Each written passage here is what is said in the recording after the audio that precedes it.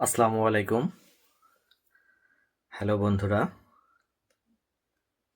আজ আমার হেয়ার ট্রান্সপ্লান্টের ১১০তম দিন।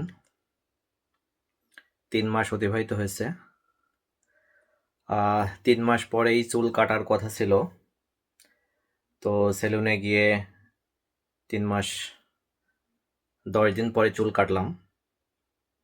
যদিও ট্রিমার ইউজ করছি শুধু ডোনার এরিয়াতে, ২ পাশে ডোনার এরিয়া পেছনে।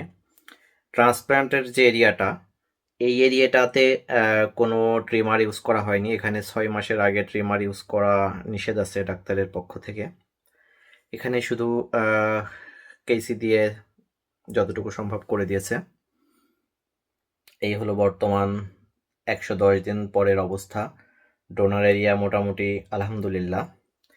এবং হেয়ার ট্রান্সপ্লান্টের বর্তমান যে অবস্থা, মাথার মাঝখানে অনেক চুল গজিয়েছে। আমি একটু ভালো করে দেখাই কাছে নিয়ে।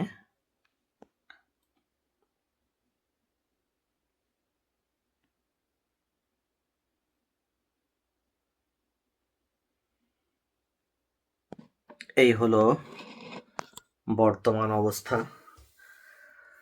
যাই হোক, সব কিছুর জন্য আলহামদুলিল্লাহ। খুব ভালো চুল গজাচ্ছে।